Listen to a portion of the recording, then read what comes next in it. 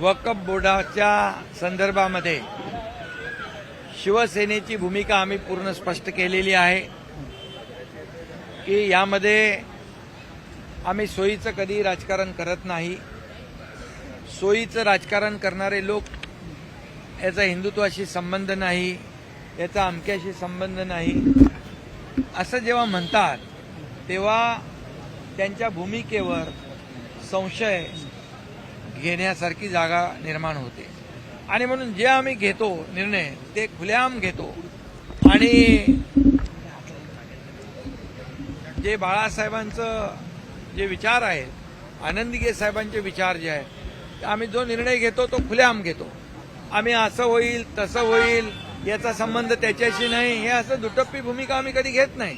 म्हणून आमची भूमिका स्पष्ट आम्ही घेतलेली आहे, सडेतोड भूमिका आम्ही घेतलेली आहे आणि सर्वसामान्य माणसाच्या हिताची भूमिका घेतलेली आहे.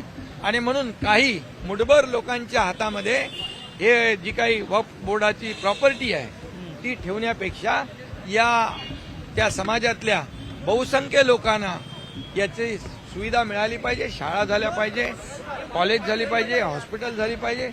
आज बघा, आज काय कंट्रोल आहे कोणाचा. आणि म्हणून हे जे काही वक्फ बोर्डाचं बिल आहे हे मुस्लिम समाजाच्या देखील हिताचं, फायद्याचं आहे आणि त्याचा त्यांनी विचार केला पाहिजे. आणि जे आता भूमिका तुम्ही सांगितली, कोणी घेतली ती? काय म्हणतात? अरे हे बघा, पळपुटी भूमिका कशाला घ्यायची? घ्या ना खुलेआम भूमिका, घ्या ना, उभे राहा ना एका भूमिकेवर. तुम्ही हे सगळ्या गोष्टी ज्या आहेत, जेव्हा फायद्याचं तेव्हा धरायचं, जेव्हा तोट्याचं तेव्हा सोडायचं.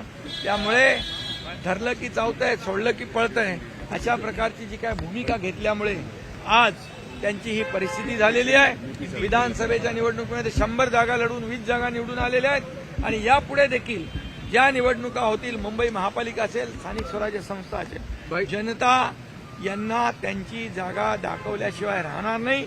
हे आता बघायचं आहे की बाळासाहेबांचे विचार त्यांची भूमिका घेऊन पुढे जात आहेत की राहुल गांधी हे सांगतायत तसं करतायत.